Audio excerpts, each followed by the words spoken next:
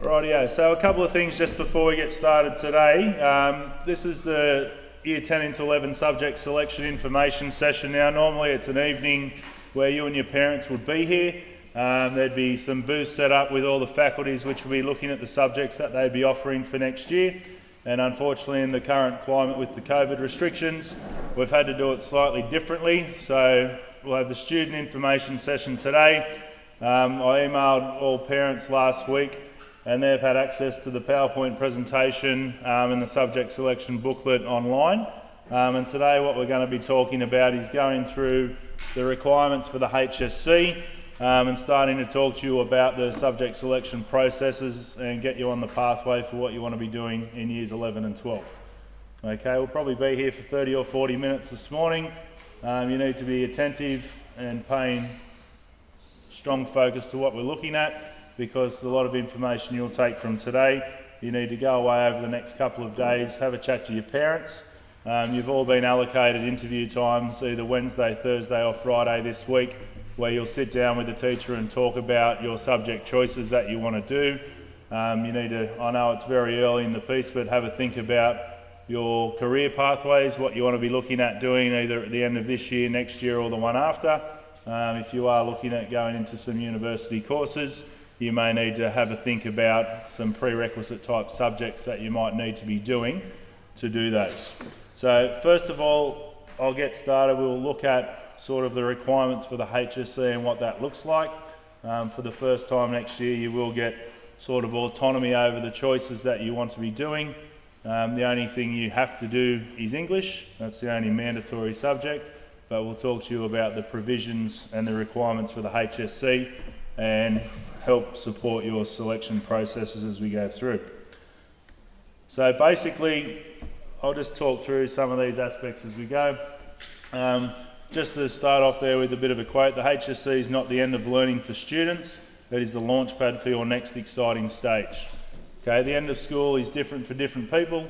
Some people will go straight into the workforce, some people will go into TAFE, some people will go into university. Okay, there's no right or wrong pathway for you to choose. Okay, you need to do something, and I'll just wait for people just to be quiet and pay attention. Okay, you choose what you want to be doing with the support of your family to be successful for your future. Okay, you'll be working for many years after you leave school, and the basis of school is to prepare yourself and be successful so you're equipped to do something that you want to be doing. Okay, and school gives you the opportunities to do that if you use it wisely. When selecting courses that you want to be doing next year, there's a lot of things to think about. Okay, don't just do something because you're told to. Don't just do something because your friends are doing it. You need to be doing something that you are good at, something that you want to do, and something that you can be successful at. So when you have a think about some of the aspects up there on the slides, think about your abilities, think about your interests and motivations for your passions. Okay, as I said, don't just choose a course because 5 of your friends are doing it. Okay, you need to be doing something to dedicate time to for the next 2 years to be successful. Think about your career aspirations and needs. Now, as I said earlier, some of you may already have a bit of a goal as to what you want to be doing at university, and some of those courses will have prerequisite subjects that you will need to be doing. Subject combinations, have a look at some of the syllabus requirements, and that's what you'll learn about in your subject booklet. You'll be looking at the different types of practical or major work components that are going to be comprised in the courses that you're looking at, and then have a think about some of the other things you're doing outside of school. Okay, when we talk about other commitments, okay, year 11 and 12 is really about drilling down on the educational focus. We do need to have a balanced lifestyle and still participating group activities, okay, be that sport, dance, drama, band, whatever it might look like, okay, but prioritising your education for the next 2 years is very important to set yourself up for the career that you wish. The highest school certificate is the culmination of your school career. It's the highest educational award that can be achieved at secondary school in New South Wales. It reports student achievement in terms of a standard achieved in an individual course, and it presents a profile of student achievement across a broad range of subjects. Okay, when we start looking at the Hsc structure and what you'll need to be looking at over year 11 and 12. Okay, you'll start hearing terms that you may not have heard before, 2 unit, 1 unit.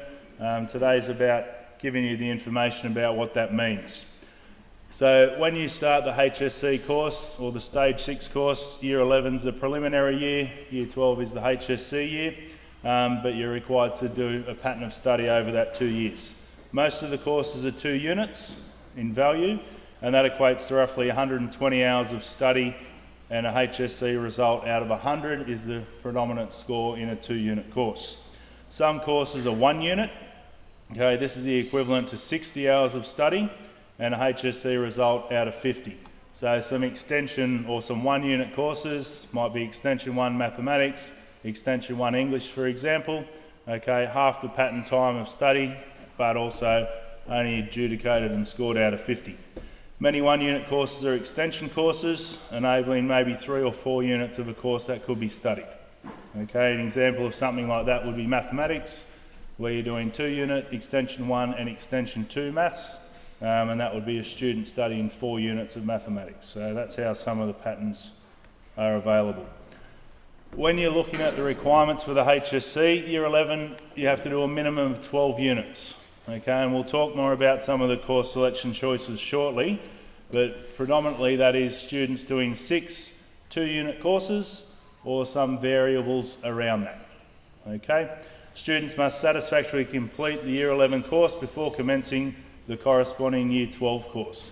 Okay, and we've already had a brief chat earlier this year around meeting course requirements, the N award process and so forth. If students are not successful in completing the course requirements in Year 11, you are not able to go into Year 12 in that course. Okay, it's something that hopefully we don't have to discuss and talk more about. Okay, but you do have requirements to work to a solid effort, complete the course outcomes and make a sustained and diligent effort to being successful at school. Okay, when you go into Year 12, you are only required as a minimum to do 10 units. You can do 12, you can do 11, you can do 10 based on your patterns of study. Okay, but the minimum requirement for you to be successful to complete your Hsc is to complete 10 units of study.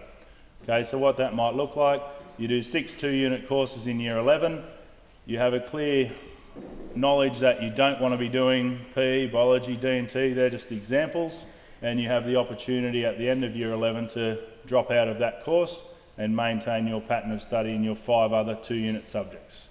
Okay, other students will do 12 units of study throughout their whole time, okay, and once you get to your Hsc, you still do 12 units of study for your exams, and with your results and with your ATAR, they'll prioritise the top 10 units out of the 12 that you complete. So there's a whole range of variables around what it looks like for you, but ultimately speaking, that's the proviso that it sort of governs.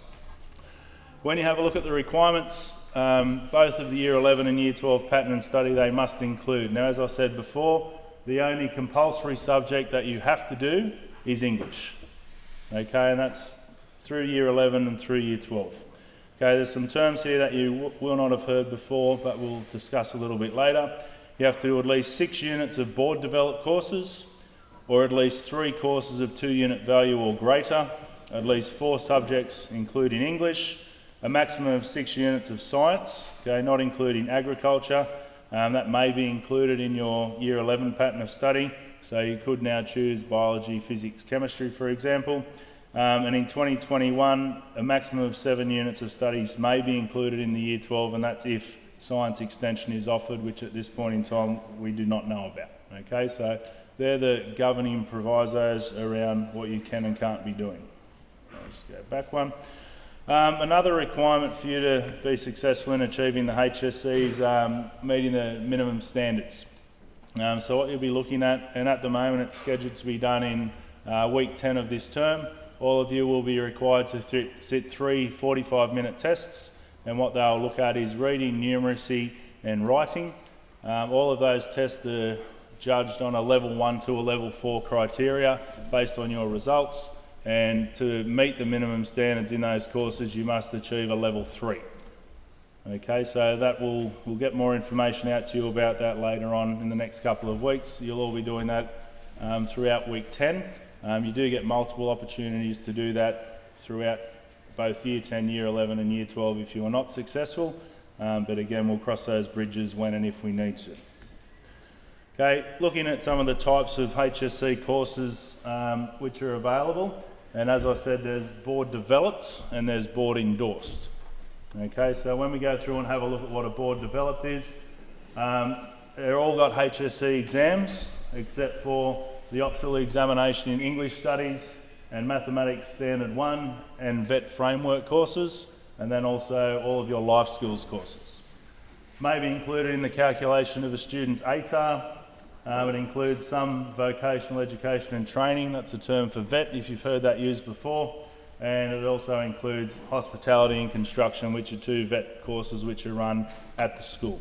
Okay, because some courses for VET are run through TAFE or outside providers. You're fortunate to have a school where you do have some VET-based options on site.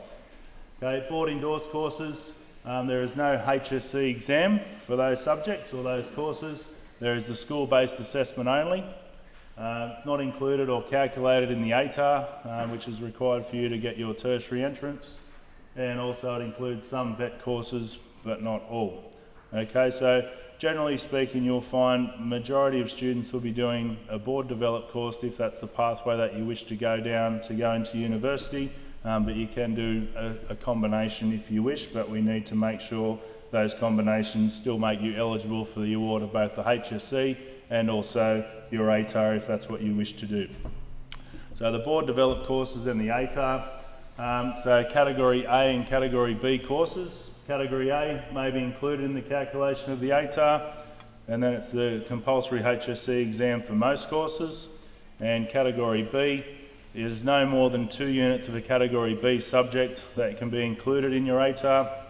Optional Hsc exam for some courses, and includes the VET curriculum framework courses and have a compulsory work placement. So I know these things might all be quite confusing to you at the moment. Once you go through and start processing some of your choices, going through your subject selection booklet, you'll get the opportunity on Wednesday, Thursday or Friday this week during your interviews with staff, and you can just validate what you want to be doing, make sure you've got the right provisos for you to be meeting either that Hsc or the ATAR pathway that you wish to take. This is the terminology that I was speaking to you briefly about before, consistent across years 10, 11 and 12 for what constitutes a serious attempt and what also constitutes satisfactory completion of all of your Hsc courses. Okay, and what that looks like is the 3 aspects that you need to be adhering to. You're following the course developed by NESA. Okay, NESA is the New South Wales Education Standards Authority who govern education in this state. 2 and 3 are things that we've spoken about before, and for some of you who may have N awards already, these are some of the aspects that you have not met thus far. And what that requires you to be doing is applying yourselves with diligence and a sustained effort to the set tasks and the experiences provided in the course by the school. And the other aspect of that is achieving some or all of the course outcomes. Okay, so for you to be successful at school and completing the course, as you go through year 10, 11 and 12, okay, your academic results and grades are important, but you're also required to be completing work to the best of your ability. Okay, and that means you make a valid effort, that means you complete all of the work, and that means you do that to the best of your ability. VET board developed courses required students to complete mandatory work placement.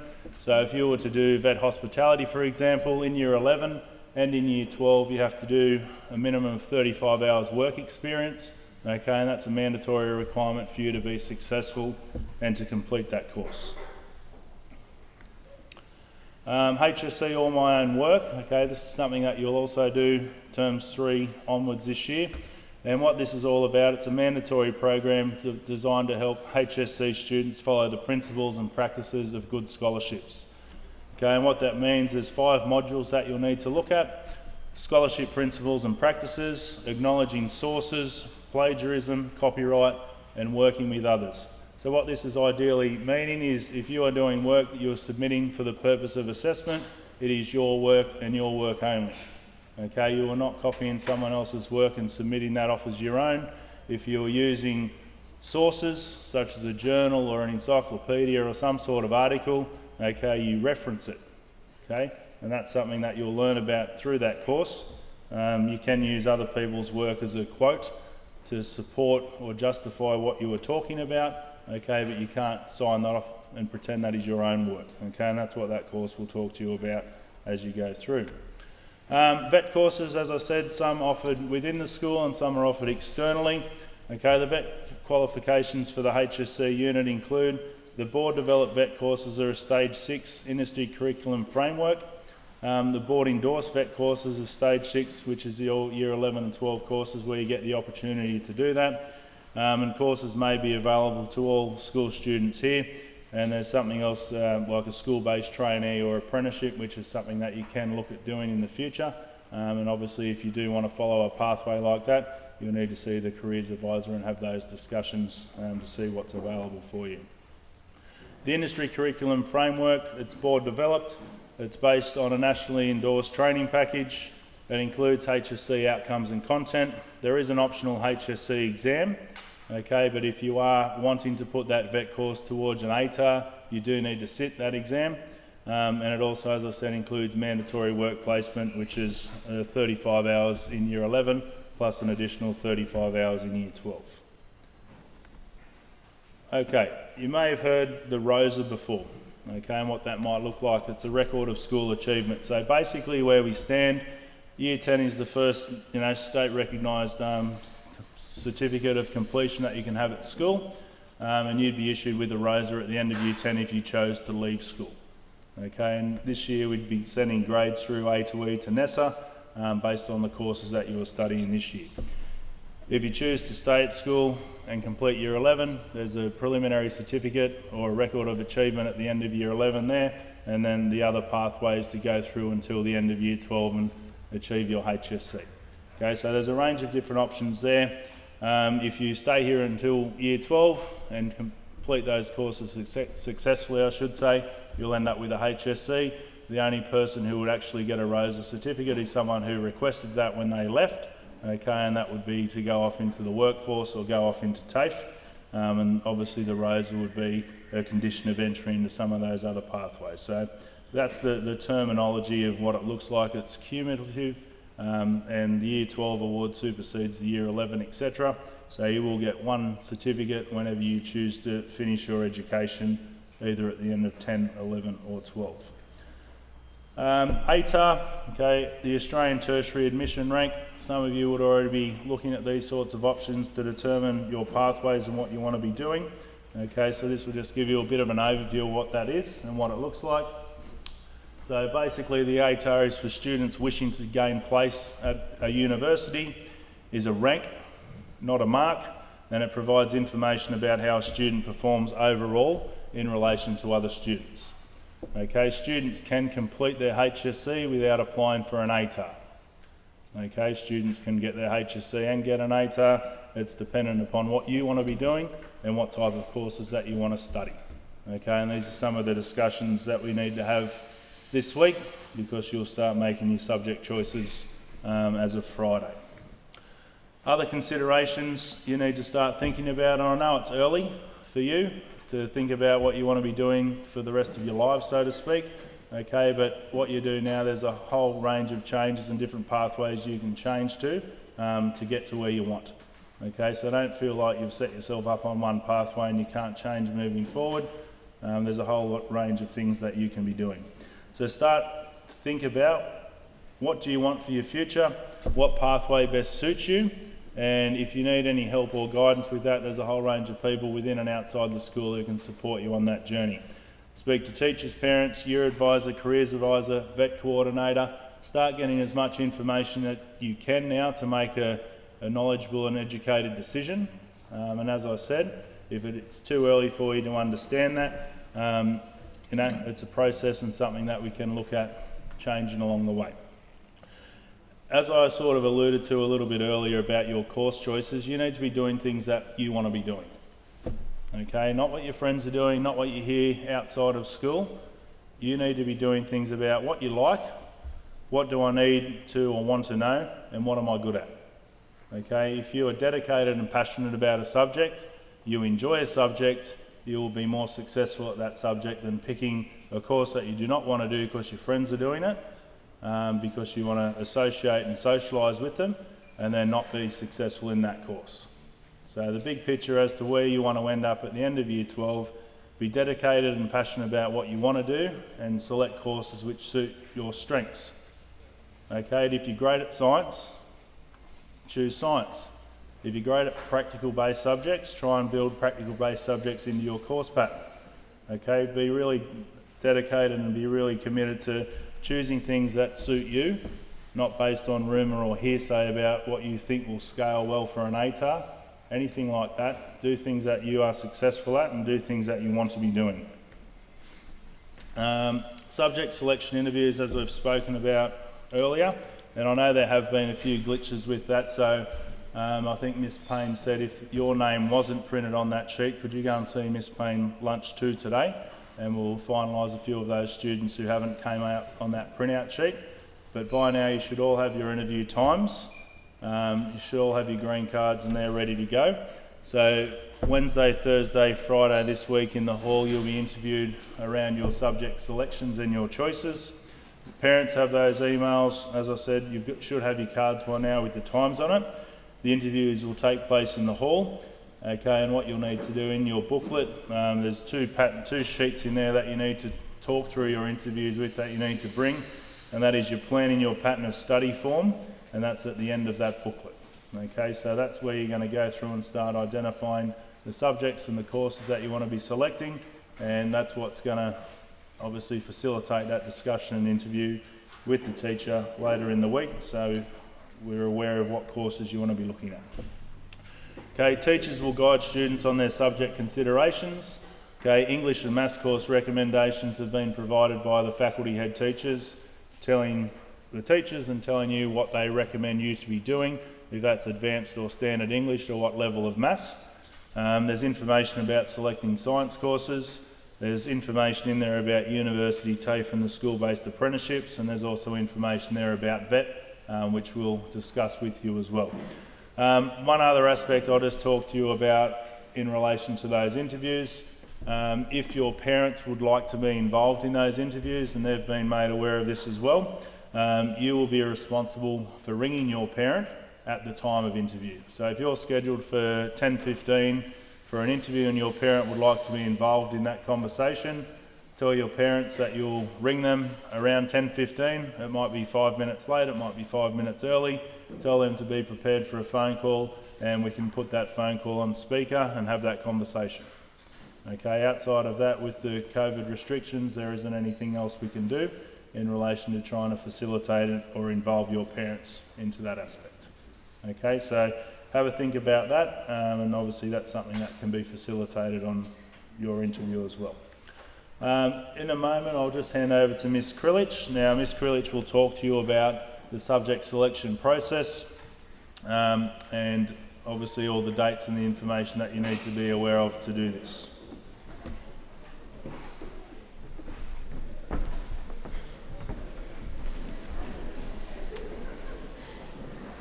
Okay, Year 10. So this is fairly exciting for you. It's the first time you get to pick all your subjects except English, but there's quite a process that you need to go through to allow that to happen. And it's a 2-step process that I'm going to talk to you about this morning. On Friday afternoon after school, you'll be emailed to your own school email address a code. And that code you need to use to log into the subject selection form. That email does not go to your parents. It goes to you. And we've checked all your email addresses are correct in the timetable. So after school on Friday, you will get this code for an expression of interest. So what is this expression of interest? The expression of interest gives us an idea of the subjects you would like to study for Year 11 and 12. So in the booklets that you have, it lists every possible subject that we could offer here at Pittwater High School for Year 11 and 12.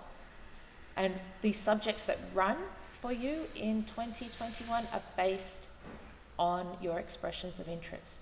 So you need to know that possibly not all the subjects will run, and it's determined by how popular they are.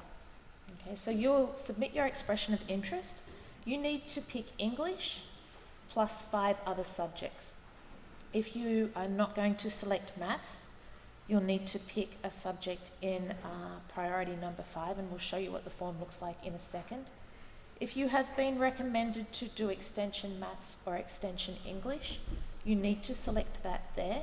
And if you are doing accelerated Aboriginal studies, that has to go in as your priority number one.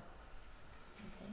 Don't just pick random subjects, because this is the place where we determine what you will study, on which lines they run, okay, and how many people are in each course. If you're interested in doing a TAFE course, you need to know that not everybody will be able to do that. Not everybody gets accepted into TAFE, but there'll be a drop-down box that says, I'm interested in TAFE. So you can select that there as well. So once you've selected your 5 subjects, we also ask you to select, I guess, some reserved preferences. Okay, you need to know that not every single person in here will get every single subject they pick as their first priority. So you have to be prepared to do one of the subjects that you select as your reserve preference as well. So you need to pick the subjects based on how much you want to do them. So the first one, this is a ranking. Number 1, you'll have English. 2, you might select maths. If you're not selecting maths, please leave that as no selection and continue down the list. This is what your subject selection form, or when you log in, will look like. So you'll put your code into this website, and like I said, it will be emailed on Friday afternoon. And once you sign in, you'll go to a page that looks like this one. So you're going to click here, open for selection, and that will take you to this subject selection slide. Now you have English line 1, Maths line 2, and then 5 choices. If you are not doing Extension Maths or Extension English, please leave those as no selection. And if you are interested in TAFE, you're going to pick it here saying I am interested in TAFE, and then your reserve units that are really, really important as well. And there are some instructions on the side over here. You can't see this. On the right-hand side. Even if you are planning not to be at Pittwater High School next year, you have to do this subject selection process. Okay, because things change. We see it every year. So please, we need every one of you to do this subject selection process. Once you have selected your subjects, they'll all pop up in the boxes for you. And when you have finished that, you'll get a form that looks like this one. And it'll tell you which subjects you have selected and which subjects are your reserve selections. It'll tell you how many units there are. You can print that page if you want to for your own records, but at this point it's not necessary. That is when your expression of interest has been submitted. What we do as the timetable team is take all your expressions of interest and look at the best fit for most students. That will not be for 100% of you. We get pretty close. Normally we get around 93% of people getting their first choices, but you have to be aware that it won't be everybody, and then you will be looking at some of your reserve options. So once we have generated the lines for your subjects, you'll do this process again, except the second time around it will say, instead of saying option 1, 2, 3, it'll say line 1, line 2, line 3, and you'll need to select those. So on Wednesday, the 17th of June, your subject selections will reopen. You'll be sent another email with a code. If you log in before that day, the subjects are erased. It is certainly not first in gets the subjects, but after that form has closed on the 22nd of June, if you have not done your subject selections, then we place everybody else in the subjects first, and then we place you in if you haven't been, I guess, on the ball enough to get your subjects selected on time. So the final subject selections need to be made by Monday the 22nd of June. We will be interviewing the timetable team, any students that did not do their subject selections, on the 23rd of June. And then hopefully, all going well, your subjects will be finalised on the 26th of June, and you should find out in the week following which subjects you've been able to get into for 2021. Please speak to your teachers, come and see me if you want some more information about the process. But that's pretty much how it all works. So you will do this process twice. We will remind you in roll call, but it's really important that you know that your expression of interest determines which subjects will be offered on the lines for 2021. Okay, thank you. Righto, thanks Ms Krilich. Okay, we've just got a few more slides just to run through, but just reiterate what was said then. Really be selective of your priority subjects and your reserve subjects. Okay, unfortunately in the nature of developing a timetable, it can't cater effectively for everyone. Sometimes you might have a situation where you've got visual arts and music, they've both got one class and they're on at the same time. Okay, so sometimes that means you can't do visual arts and music in that pattern. Okay, so sometimes once it all goes into the data and it's collated through EdVal, we'll spit out the best possible solution for all students, but we can't have 100% satisfaction for all. A few more things just to talk about as we go through in relation to gearing up for the senior school at Pittwater High School, and a lot of these expectations should have already been instilled and started now. Continue to, or start to, if we're a little bit slow, working hard in Year 10. Okay, this is getting you the foundation building blocks to be successful in stage 6, okay, and getting into those positive habits about working to the best of your ability, completing all of your tasks, acting upon the feedback from your teachers to improve your learning. Develop those good learning habits, and that's going to be including making sure you're doing your homework. If you don't have homework on a given day, you're starting to do some revision and going over your notes, because that's obviously something that's very important. Now I know with a bit of a break from school, we did go through and look at our goal setting back in term 1, but if we can really drill back down onto some of those aspects that you identified as learners that were making you successful, go through what you've reflected upon, and a lot of students in there identified a lot of those key aspects which were easy things to focus on, like completing your work, acting on feedback, prioritising your time, very simple things that you can instill and embed into your day-to-day practice to be more effective. Use the subject selection process as a motivator to gear up to the senior school. It's the first time you get autonomy over what courses you want to be doing, and that's obviously very exciting for a lot of you. And start taking on new challenges. The Aiming High Challenge will kick off again during term 3 this year, and there will be some obviously leadership opportunities with the house captains starting to come up pretty soon there as well.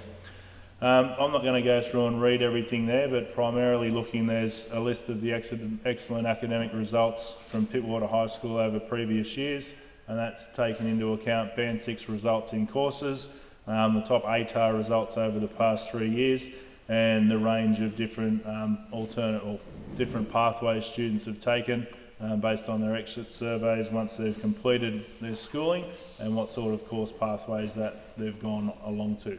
Okay, so as I said, this slide's actually up on the school website, so you can go through there and have another look at this to get further information about everything. You do need to really value, and I can attest to this only being at the school for probably a term and a half, the dedication and the highly qualified staff that you have at the school who are going to support you on your journeys to be successful learners. The teachers are very dedicated and passionate about improving their professional practice, which ultimately contributes to you having the best learning environment to be successful as well. So you are very fortunate to be in a school with such a dedicated staff, and you do need to really value that. The teachers are really passionate about your needs and your learning, so you're very fortunate to be here. Supporting the students, so the different types of pathways and patterns that you'll have for the future, range of programs across year 11 and 12 to obviously enhance and support not only your academic learning but also the range of variables and the extracurricular type things there to be successful. There's a senior study program with Elevate, and what this does, it covers organisation, note-taking, memory techniques, organisation, exam prep, etc. But what you also need to think about is your success will come out of what you're willing to put into and what you're willing to do. If you're going to sit at home and do nothing, obviously the results won't be as effective as they could be. Okay, so with the support of your teachers, you still need to be dedicated and committed to wanting to be successful, and these are strategies which you can embed, but really, intrinsically, a lot of that motivation comes from you. There's a range of different information evening sessions with you and your parents, and hopefully by next year we will be able to facilitate those effectively.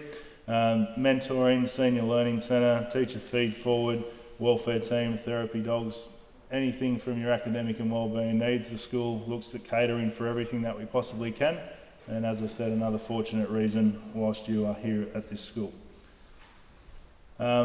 Leadership opportunities, so the prefect body there, and then basically that's the last thing for me to sort of talk through.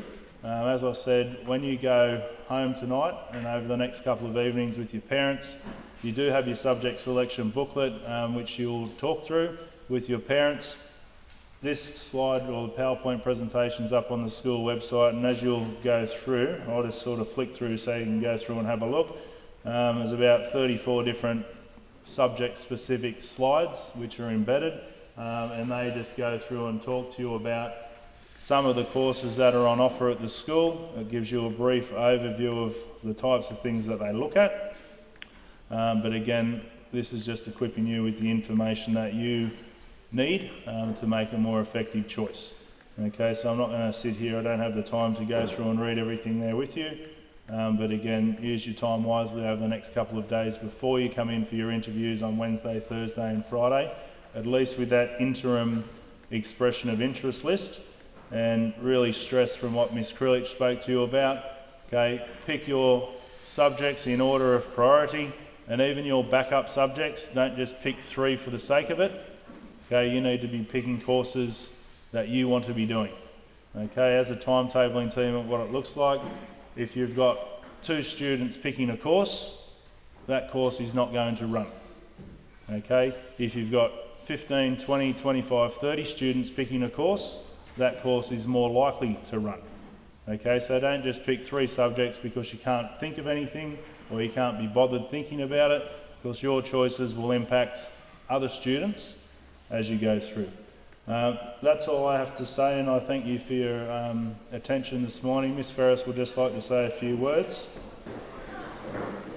I will tell you, you are the most awesome year group.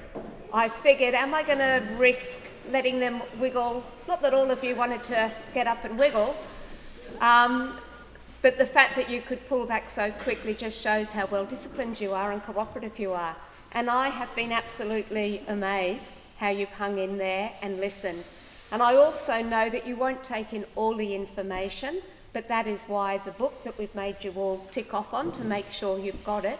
We also, I believe, and I'll check with Kerry Kerrigan, we also put that whole booklet up online so that if for some horrible reason yours went missing or your parents wanted to view it at the same time you're looking at it, there's access to an electronic copy for you. What I wanted to say today was just about how impressed I have been with you as a year group. I was really delighted how well you took your goal-setting interviews, and I know when you did your goal-setting, not interviews, goal-setting reflections in here in Term 1, we had no idea what was around the corner. Otherwise, you might have had different kinds of goals.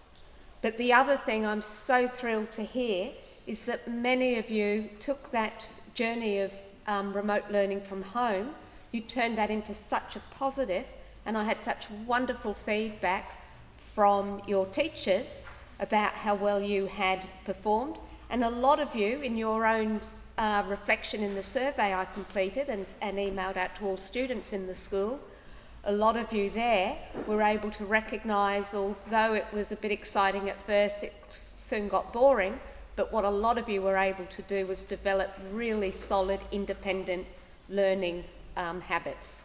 So that is brilliant. So keep that in place, because what we find, and this isn't just at Pittwater High School, it's actually a trend across the state, is people begin to cruise a little bit too much in year 10, think they know it all, don't have to do much work, and suddenly they hit year 11 and it's a shock to the system. So please keep the focus on your learning now, because everything you do now is developing good habits of mind, which will help in the senior years. The other thing that I did want to comment on is in the survey, after the remote learning, one thing that was absolutely wonderful was how parents and students had such strong accolades for the school and recognised how fantastic the teachers were with all that remote learning. You're the first time I've had a group here with quite a few teachers present, so I would actually like us all to show our appreciation of the incredible hard work that the teachers did in preparing resources, as well as clapping yourselves for a job well done.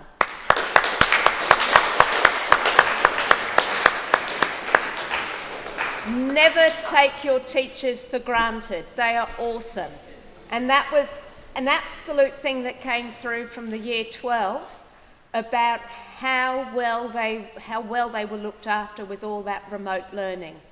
And the success, you know, we keep hearing in the media how poor Year 12 will be behind. Our students are in fact ahead of the game because they have just done so well through the remote learning. So it's a great school you're in. Grab onto the leadership opportunities that are around the corner because there's nothing like leadership opportunities. There's plenty here, and it often gives you advanced standing for those of you that want to get into university, and it certainly looks good when you're going into the workforce about what you've contributed at your school. The last thing I wanted to comment was I really do want you to all go online to look at those slides that Mr. Blake had just showed you. There's information in the booklet about the subject, but in the slides the teachers have tried to capture some of the essence of the subject. So you will get a lot of sort of a feel for the subject by looking at those slides. The last thing to add there is, I'll tell you now, it won't matter what subjects you end up studying, to tell you the truth. You will just so enjoy and thrive going to that next level in your learning. So for example, when I was at school, I had limited subjects to choose from. I just loved and thrived in them all. I actually studied modern history and geography were my main subjects, as well as science, maths and English, and I absolutely loved them all. So don't worry if you miss out on something, because you're just spoilt for choice, to tell you the truth. But if you don't get your subject, you will find something that you make a connection with and really enjoy.